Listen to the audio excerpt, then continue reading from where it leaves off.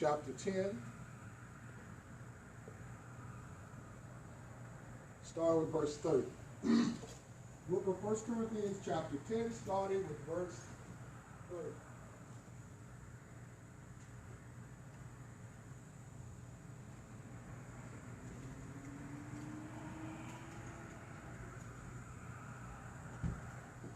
Book of 1 Corinthians chapter 10, starting with verse 30.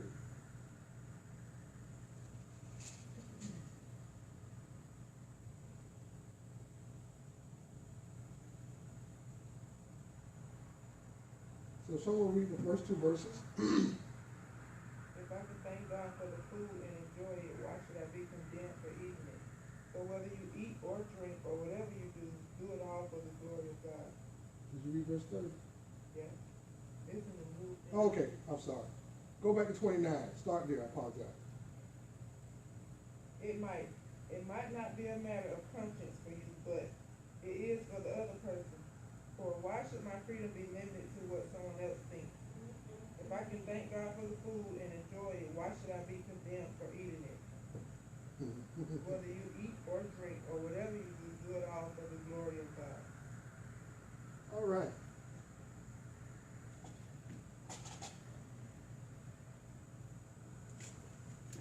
What I want to talk about this morning, once again, we're talking about serving through challenging times.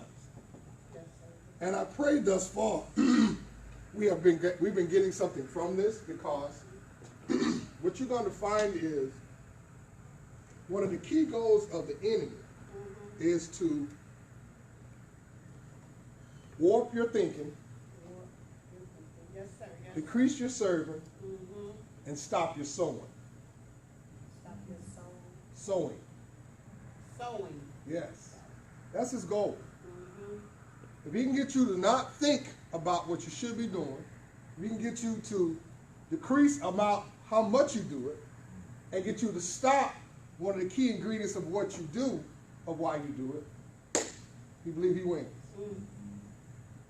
So when you think about anything, just think about something in your life that you know what you decide, you know what, I'm just not going to do that no more. Right? I'm not talking about necessarily something obvious. Well, let's just say just something out of a misunderstanding. Something you didn't have all the information, but just the way you felt, it was enough for you to say, you know what, bump it, I ain't doing it. Right? Along in that, if God has not been the catalyst of why we stopped doing it, decreased doing it, changed from doing it, then we didn't do it right.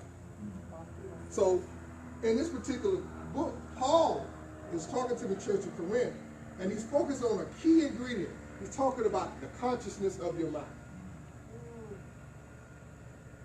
A lot of people speak and relate and communicate, but it's more from emotion than the consciousness of their mind. It's more about how they're feeling than what they're actually thinking. Yes, sir. Then I go further than that. It can also be a lot about what they've been thinking about, not about what they've been thinking. Yes, sir. That makes sense? Yes, it do. If I get something hurtful from Val, I'm thinking about Val saying it to me, but I'm not thinking what Val told me. That makes sense? Right. Yes, sir, it do. Depending on how I view Val, depending on how I value Val, is really what I'm determining what she actually told me. That makes sense?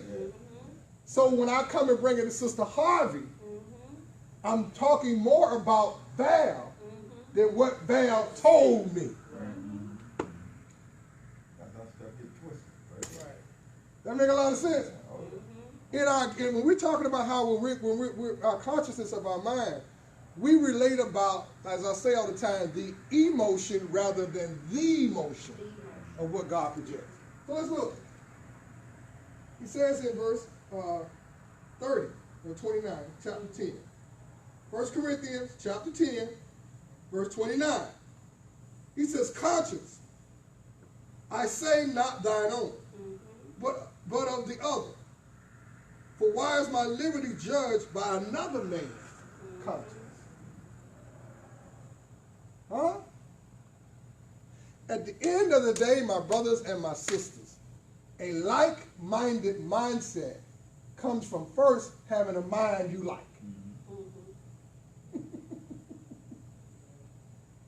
I have to be strong and comfortable enough in my own mind to agree with what you're telling me.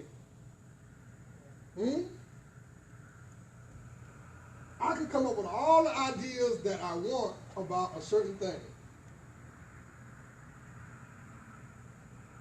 But if I don't relate that in how I think, especially during challenging times, we think very well when the ball's rolling our way. What I begin to learn is God wants our consciousness to increase during the challenging times. And if you really think about it, when you're going through a challenge, all you got is what you think. All right? Why do you say that? Okay. When you're going through a challenging time about your finances, you ain't got no finances. So all you got is your mindset about your finances. Right? Yeah. When you're going through about your health, you don't have good health. Right? Maybe the medication's not working properly. Maybe things are not changing in your body the way you would like. So all you got left now is what? My consciousness of my health. Maybe you got some relationship issues or some family issues with people, places, and things. You can't fix what another person thinks. So all you can do is focus on what you're thinking. Let's be real though. If I am not careful, I can become more conscious of what Elder T is thinking than what I'm supposed to be thinking. Right? So now I'm limited. I'm only going to get so much out of it. I'm only going to do so much with it. We're in 1 Corinthians chapter 10, it says.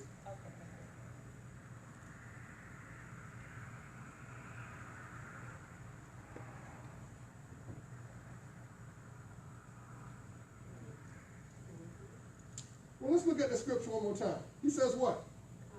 Read 29 again. He says, read your version again, Val.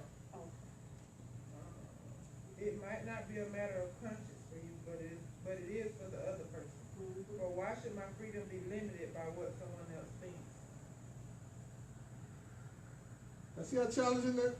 One more time. Read it one more time. It might not be a matter of conscience for you, but it is for the other person. For why should my freedom be limited for what someone else thinks? Okay, so here Paul is trying to let the church of Corinth know, listen, it's already going to be about, one, nobody wants the church to be in Corinth. Nobody wants it there. I mean, Corinth was a very, very popular city. I mean, it was kind of like a little bit of New York.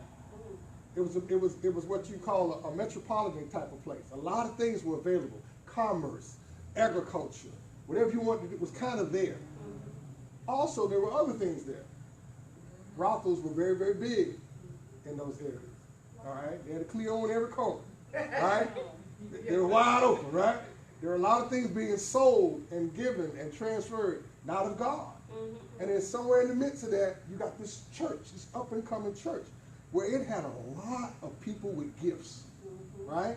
They didn't want that, right? Part of the problem with all these people with the gifts were everybody wanted to do all their gifts at the same time.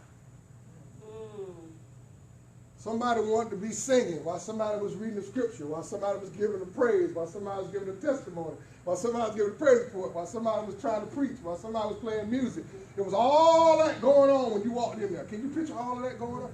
You know how we itemize how we do the program? Can you picture all of the program happening at one time? Definitely out of order. But it reads order of service. Right. Yeah. Think about that. Mm-hmm. Well, all of that was happening. And the people, it wasn't that they didn't have a belief. They did. It wasn't that they didn't have a zeal for God. They did. They just had not defined the right like-mindedness together. Remember what I said? It's hard to be like-minded when you don't like your mind. Very, very hard. A lot of us take Monday through Saturday and we associate, not because we have to. Now you're on your job, you got to work with what you got, right? You don't get a choice. You don't get to pick your coworkers. You don't get to pick your supervisors. You don't get to pick the people that sometimes you get if you're in supervisor position. You have to deal with what you have. But some of us are finding people we know pull from our mind, drain us, take everything from us, keep us off track, keep us second guessing where we at. Always got us. What? We know when the phone rings, we look at it, we go, but we answer it anyway. Right? Because there's still a part of our mind we have not evolved from. I'm saying I don't want to hear from, but subconsciously, what'd she say? I kind of want to know. Right? You know, you kind of want to know something. You don't want to know it all, but you want to know a little bit. But the more, a little bit turn into more, and the more, and the more turn into, the next thing you know, it's consistent. Well, he's telling us right in this 29th verse, says, listen, regardless of what you're talking about, you got to understand other people think another way as well. But he said, for why is my liberty judged? He says, why is your freedom to think judged by another man's thinking?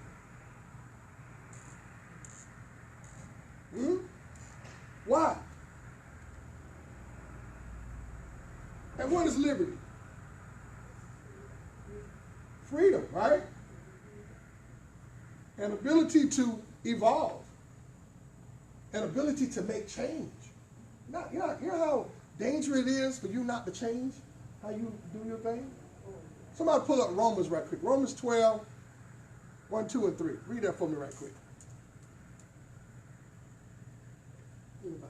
Romans chapter 12, verses 1, 2, and 3. And so, dear brothers and sisters, I plead with you to give your bodies to God because of all he has done for you. Let them sacrifice a living and holy sacrifice, the kind he will find acceptable. This is truly the way to worship him. Don't copy the behavior and customs of this world, but let God transform you into a new person by changing the way you think. Then you will learn to know God's will for you, which is good and pleasing and perfect. Go ahead. Because of the privilege and authority God has given me, I give each of you this warning. Don't think you're better than you really are. Be honest in your evaluation of yourselves. Measure yourselves by the faith God has given you. Okay. Transform. Let's try this. Trans deals with motion. Right? Transportation. Transform. Translucent. Transduce. What is it? It's a motion. It's a change. Something is moving. Right? Form is dealing with some form of culture.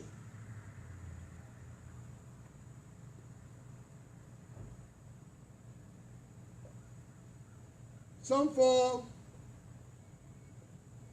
of substance. Right?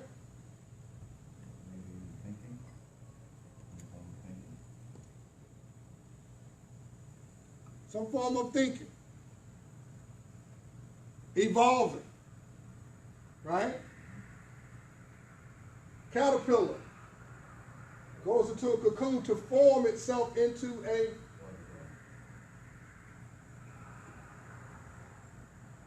cockroach. Wasn't born a cockroach. Say it again. It was a larva. It was an egg. And then it evolved into roaches. Right?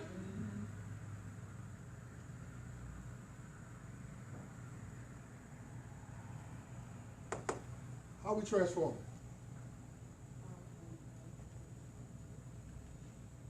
it? If I do not work on my prayer life, can I truly say that I'm moving? These things have to become, guys, a daily walk, a daily attempt. All right? I know you love to say there's some days, you know what, I pray a little better than others.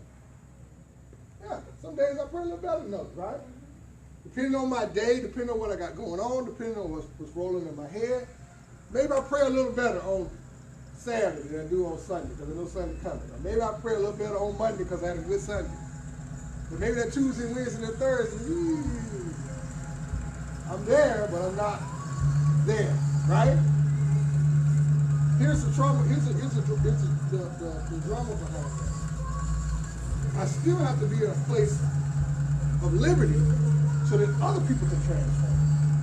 Very few times, guys, when we think about how our life is going, we just don't. You know, because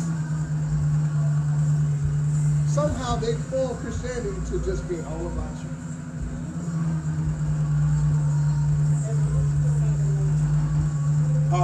Prayer. I just put prayer. Prayer is a form of trance, right? It's a form. It's a form of motion. Think about it. Prayer,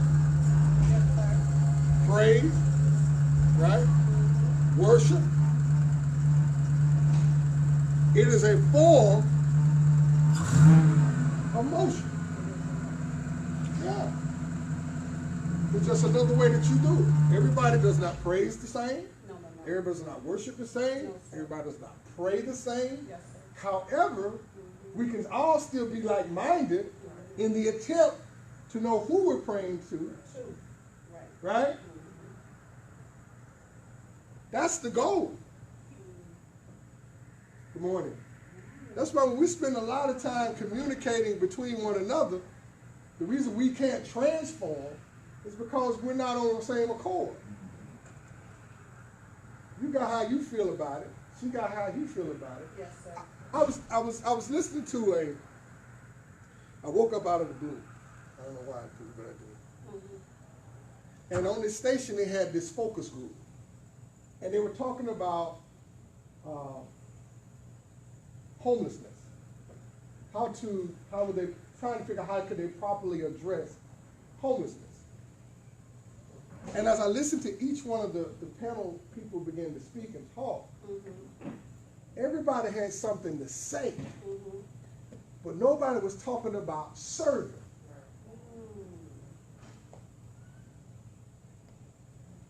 People were trying to come up with, it's almost as if people, you know, have been in a room, people trying to come up with an idea they think nobody else got. Because they just want to be different. You know what I mean? Instead of just seeing that there's a need, and let's address the need. I got to come up with this ambiance of an idea nobody ever heard of so I can get some kind of credit or some kind of accolade from it, yet I missed the mark. The Bible tells you don't miss the mark, right? Press towards for a reason. But what I do is I miss the mark because I'm trying to create a new mark. Yes, sir. And sometimes in our consciousness of how we think, we're too busy trying to create a new consciousness of our own, not a new consciousness within Christ. Huh? And so I always tell people, be very, very open to understanding when people have these sit-downs, if you will, or conversations, if you will, what is the consciousness of what we're talking about? I use this phrase, are we talking about the work or the word? Because it's easy to pick out the work part, because in work we make mistakes, right? Because we're doing physical things, right? Yes. Even though we're being led by the Spirit to do them, we do physical things, right? So there's times that things don't always look like it was supposed to look. And in Corinth, in the church of Corinth, a lot of that was going on. The problem was it was going on regularly, right? Every week somebody was coming to do their own thing. They had not allowed order to dictate what they needed to do. Everybody was trying to do it all at the same time. everybody's consciousness was trying to be out better than yours. I was trying to out-sing you. You were trying to out-preach her. You were trying to out-talk in tongues in her. So all that was going on at the same time. Say it again. Competition. Which, believe it or not, is an attribute that we all carry. Some of us are a little milder than others, right? You don't want to hear how good somebody else is being a mother and you a mother. You want to be able to say, well, my baby, she's doing pretty good too. Right? Yeah. That's a natural reaction, right? Nobody wants to, you don't want to sit there and mother them and feel like, well, I feel okay. Every week I got to come here and feel like, I'm not a good mother. Nobody wants to do that, right? So it's in what God is saying, if you know you are a good mother, help somebody else be a good mother. And if you see that they're being a good mother, encourage them. That's transformation. See? You can't transform people without moving something. Trans is built on motion. Make sense? Let's look at verse 30. 1 Corinthians chapter 10. Let's go to verse 30. He said, for if I be grace, if I by grace be a partaker, why am I even spoken of for that for which I give thanks? Read your version, Val. If I can't thank God for the food and enjoy it, why should I be content for eating it? Hmm?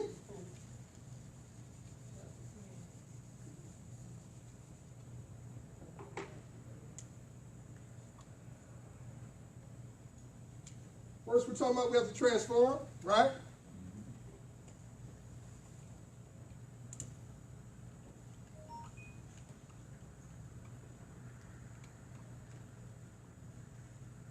Who will help with verse 30? What do you see from that?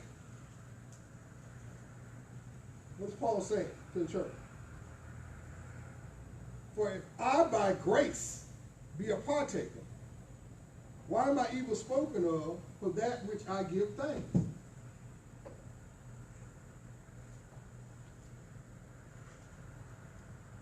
Why do I have to make an excuse for loving God?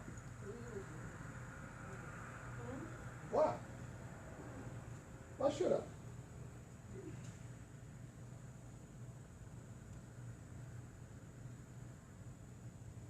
I'm not loving the way you want me to love him?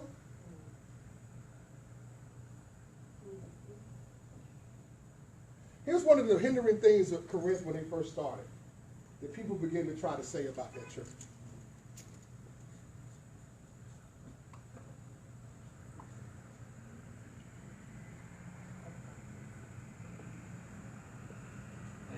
Is that right? Hypocrisy. They were saying that people were hypocrites. That's what they were saying. So these folk were coming in here, faking it, laughing and talking and hugging people, and going right out the door saying something else on a regular basis.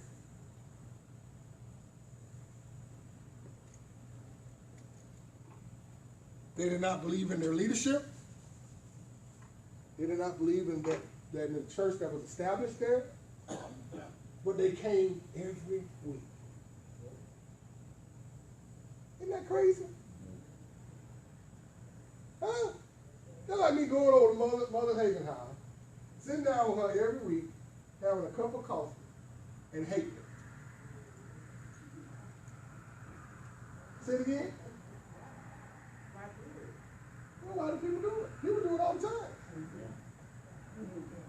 Why do they do it? Somebody else, go ahead. I think it has to do with what people truly believe.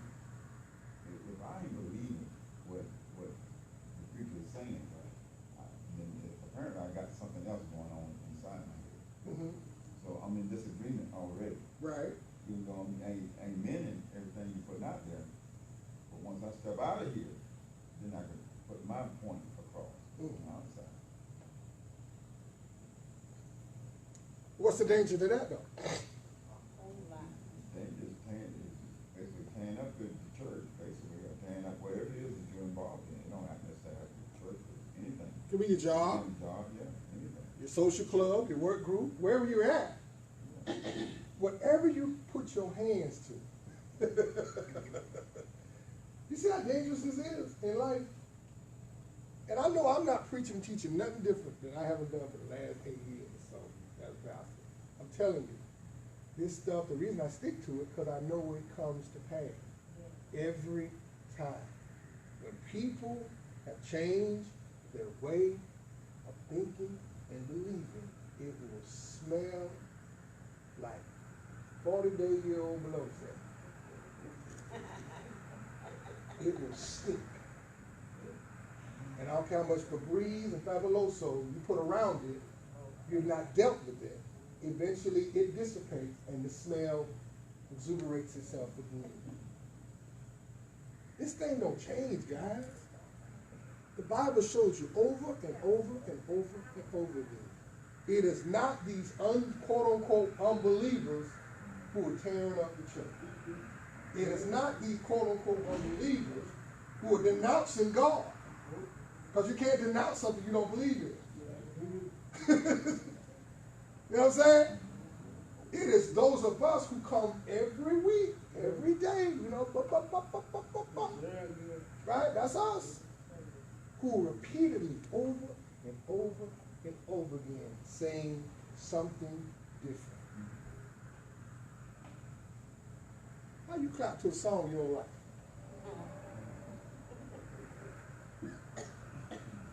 That's what we're doing in the spirit world. We're giving praise to a God we really ain't believing in. You know how dangerous that is? What good would it be for me to go to this brother fight? Right? Cheer him on, but I bet on the other guy. That makes sense? People do it all the time. Huh? It's like wish you well, but pray you fail. But we do the same thing in the spirit world, and I'm just trying to get our minds to start opening. We have to help one another. You got to help. This is why I try to have me what I call a support group. Because we all are capable of being distracted, including me, right? So I have a support group that I continuously talk with to make sure, hey, what you saying? Hold on, bro. You're too far left on that one. Don't worry about it, keep it moving. Or, yeah, you sound like you need to address that. You need to deal with that. Who do y'all have for that?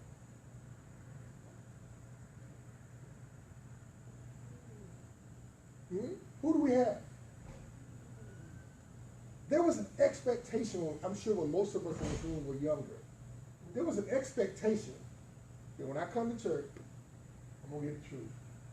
I ain't going to like it, but I'm going to get the truth. And what I do with it is my own business. You remember that time? Y'all don't remember them times, do you? Y'all quiet. I know y'all remember them times. You remember them times, Mohagan, that when you came to church, you got the truth. If you didn't like it, so well, oh well, how well, what well, you had to deal with it, and you came right back because you knew it was the truth. Now, I got to find a way to smooth it over.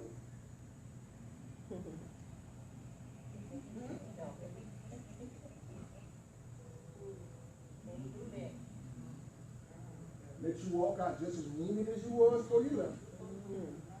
Then go talk to somebody else about it. Child, she goes, girl, that ain't gonna work. What'd you tell her? Child, ain't my place. So what you telling me about it for? If it wasn't your place, why are we talking about it now? That's not transformation. Make sense? So he's saying here in verse 30, once again, he said, for if by grace I be a partaker, why am I evil spoken of for that which I give thanks?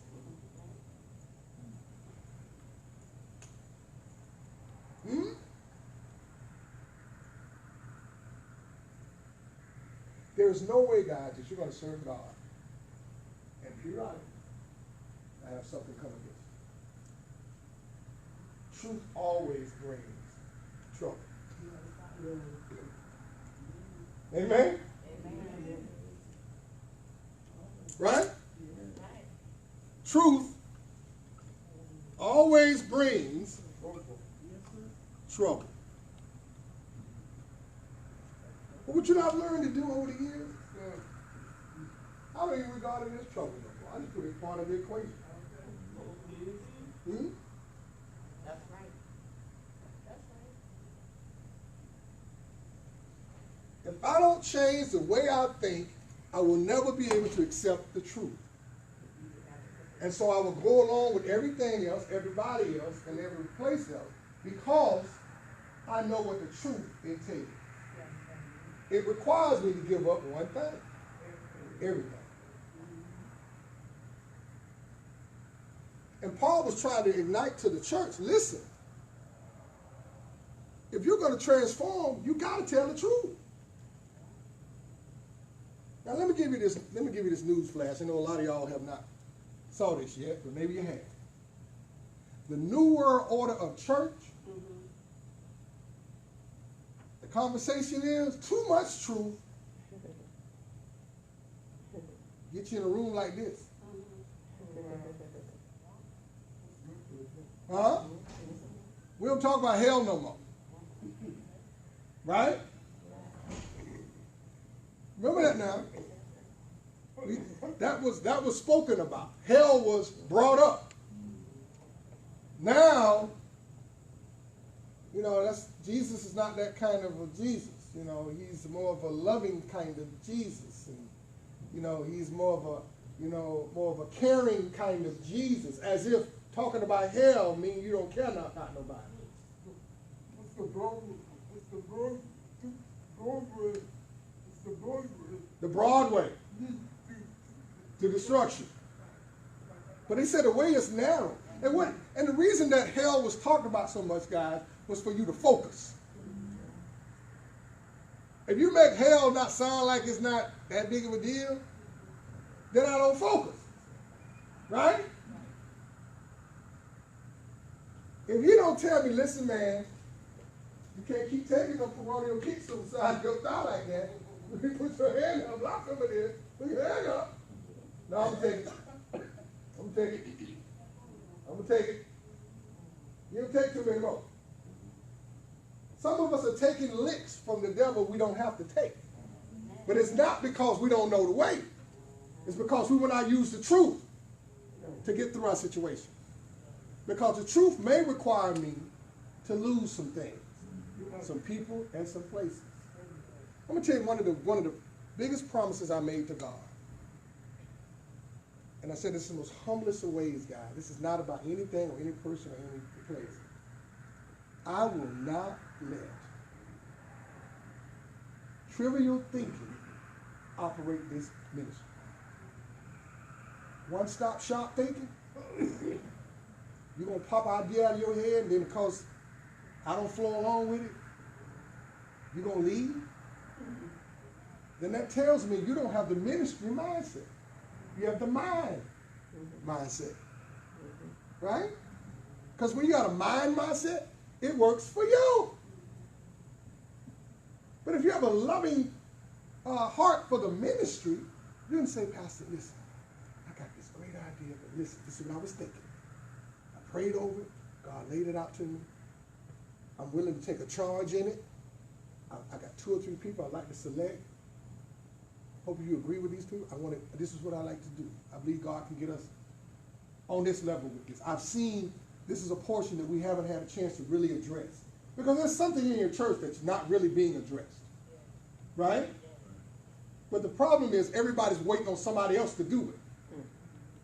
And then when somebody else does it, we talk about it because they didn't do it the way we wanted them to do it. This sounds familiar. This sounds familiar. And then I won't help that person get it to the next level. Or I come in and want to take it from them. I want to run it power behind the throne kind of thing, right? Oh, no, this your thing, this your thing. Listen, see, you're doing anything wrong.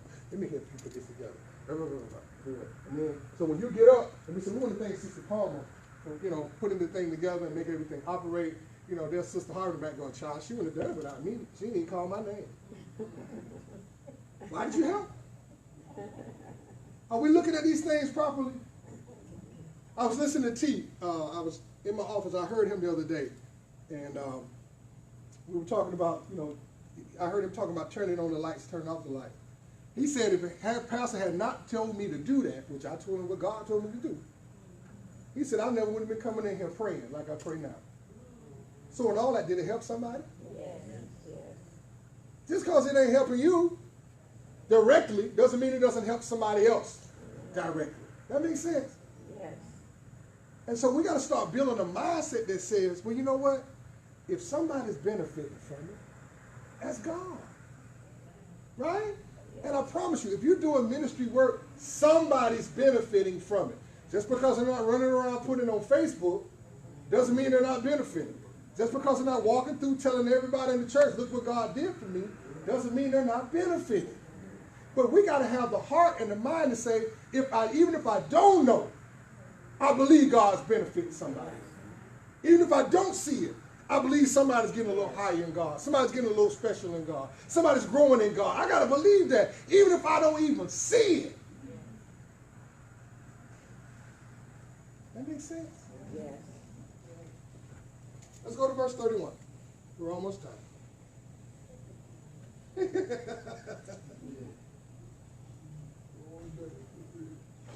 He says, whether therefore you eat or drink or whatsoever you do some, do most, do all to the glory of God. Somebody help me with that. Tell me what you think.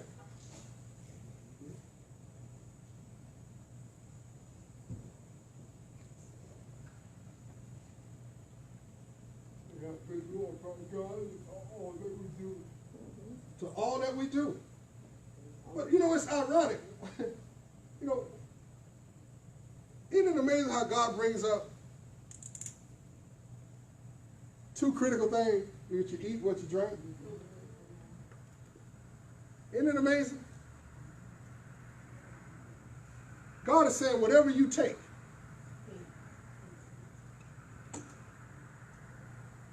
whatever you take into your body. But in the scripture, he's trying to say whatever you take into your spirit. He said he like living water. So what you been drinking? He said he the bread of life. So what you been eating? Because it's going to determine the last part, whatsoever. Huh? Now, I can't practice for no fight going to Krispy Kreme 3-4 days a week. No, I got to get out there and hustle and bustle and tussle. You eat fruits and vegetables and proteins and getting your body all right, drinking a lot of water. I'm swallowing down Mountain Dews and red Mountain Dews and blue Mountain Dews and purple Mountain Dews. And you know what I'm saying? I'm drinking everything I want to drink that got nothing to do with what I need for my body. I'm going to get out there and say I'm going to win me one. I'm going to park that ambulance real close. You see what I'm saying? What are we taking into our system, into our spiritual system? What is it? Think about that. Because there's no way I can transform into truth and still be taking in the wrong thing. Listen, guys, we're in a harvest season. What is going on is supposed to go on. There ain't no evil plot. There ain't no mismanagement of how things are being done. It's supposed to happen. Amen. Huh? Say it again, Mother. It shouldn't. No, it shouldn't. And if you've been in the game long enough, you recognize that.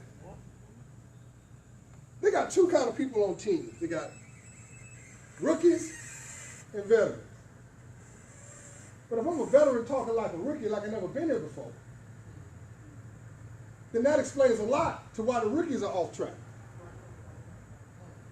Because though I may be sitting in a veteran status, I'm talking like a rookie. Yeah. I'm believing like a rookie. I'm acting like a rookie. So that tells the rookie the way they're acting is okay.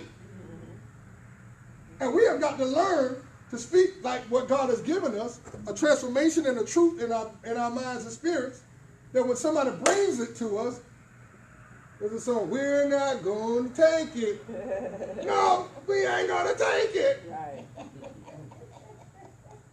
I got issues. You might hear that again this morning. But anyway, you should be able to say, listen, I hear your heart, sis. I hear what you're saying, but listen. Because God has allowed me to be here for a little while, let me just say this. I believe in this ministry. I believe in this job I'm in. Whatever the case may be. You know what? I believe in this person. I think they might be a little off track, maybe. Or maybe God is just putting them in a position that I need to learn something. That makes sense? But what I will not do is second guess what God put me in. That is still the biggest hindrance of the church. We get into something, then we start second guessing what we're in, and then we let people keep us in the mind of second guessing. The devil is a lie. You're entitled to think whatever you want to think, but let me tell you something right here. This person right here, leave him alone. Gotta see too much good out of them for you to bring up this one little bad thing.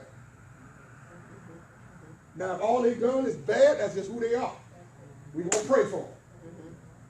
But if I know their heart is good to serve and do what God say, and I see the sacrifices and the things they do, I'm going to let one little thing you bring up to me be the whole catalyst of who that person is. The devil is a lie. I hear what you're saying. No offense. I don't want to hear it. If you're not telling me something for us to uplift them, I don't want to hear it. And I'm telling you, that will shut down the majority of what goes on in modern day church. The reason that we don't do that is because we don't want to lose those relationships that we built. And, you know, they were the only person that ever talked to me, so I don't want to lose them because now I ain't got nobody. But really, it's me if I ain't got no friends.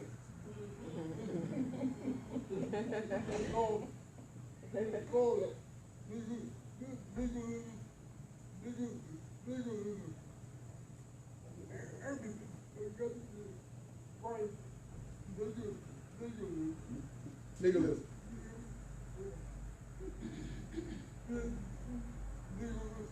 Legalistic. Guys, this thing is so simple. You're supposed to serve through challenging times. You're not supposed to quit, sit on a stoop, sitting on the dock of the bay, watching the tide roll. I heard of someone before.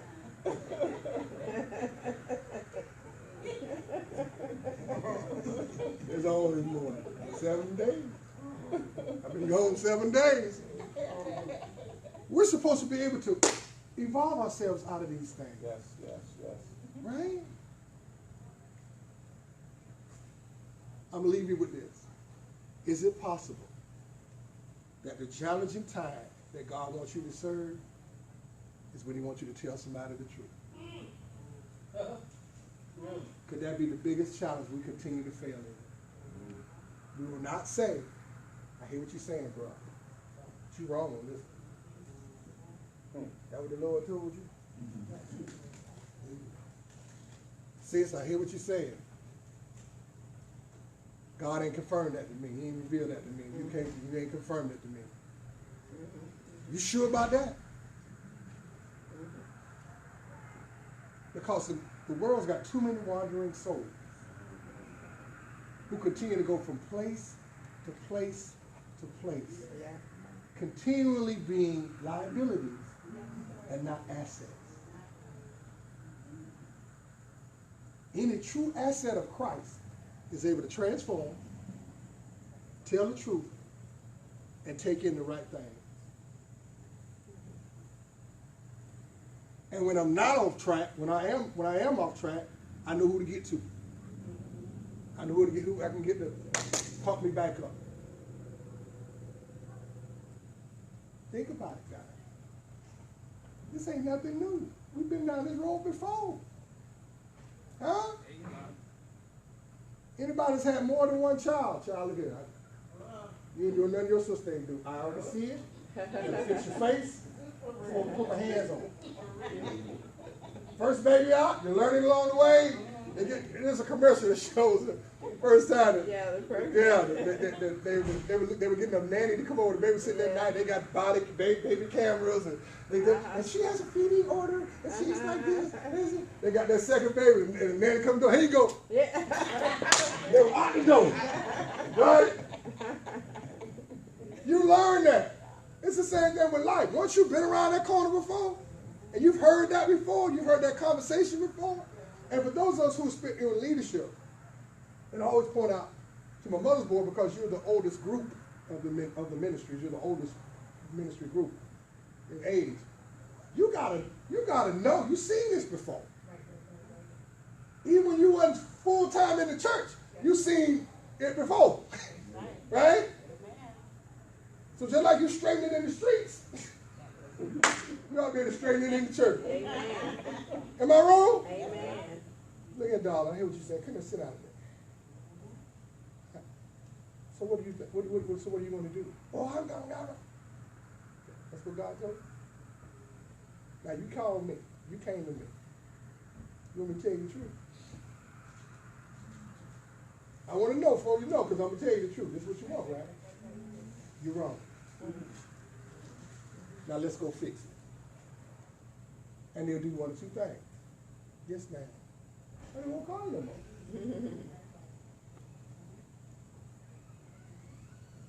Ministers of the gospel, people come to y'all, they expect you to tell them the truth, unless they already know you're a liar. If they know you're a liar, they know what you're going to do. Well, you don't lie anyway. That makes sense. You see how important it is to know where your mind is, guys? All right. Any questions on today? No, sir. All right, put your hands together for the Lord. Sitting on the dock of the bay. Don't do it. Watch the tide roll away. Don't do it. I had a flashback there. I know you did. Praying for you. Pray for me. Okay, let's give a little offering here.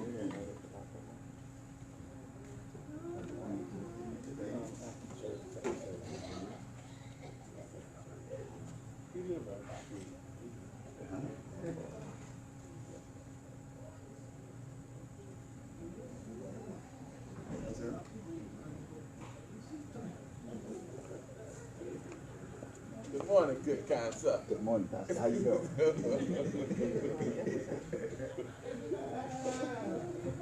Okay, let's stand for prayer and close out. Wasn't that a wonderful Sunday school? Amen. I enjoyed it. I enjoyed that. Yeah. Transition, truth, and faith. I always put the transformation. Yes. Heavenly Father, we thank you, Lord, for this day. We thank you for life, health, and strength. We thank you, Heavenly Father, for what you bestowed upon us this morning. Yes. We ask you right now, Lord, to let that be engraved in our hearts, our minds, and our souls, our very spirit. We ask you, Heavenly Father, to watch over us now as we go into our next service. Yes. Heavenly Father, bless us, Lord, with the visitation from the Holy Spirit.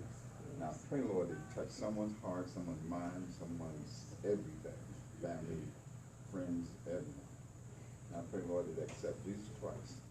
Now, Father, I ask you to bless this offering and have it used, oh Heavenly Father, for the upliftment of the kingdom. But truly, Father, I pray this prayer in Jesus' name. Amen. Amen.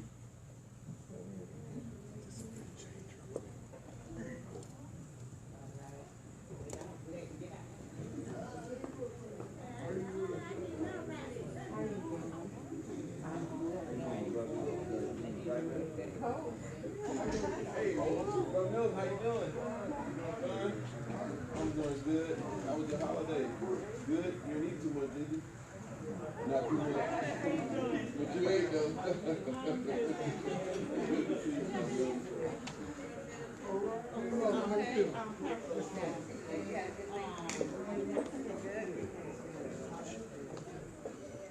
Cheryl coming?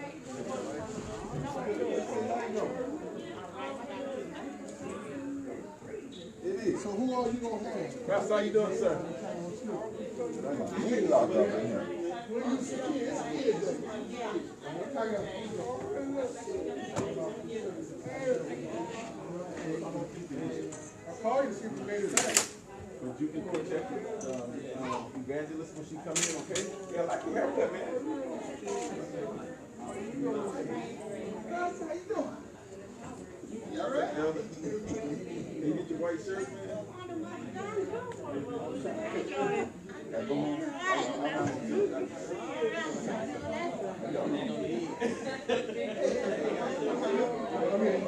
Turn it up. Turn it up a little bit. That's how you doing? Good man, you all right? Yes, sir. Yes, sir. Hey, sis. Thank you, sir. Thank you. So, right on,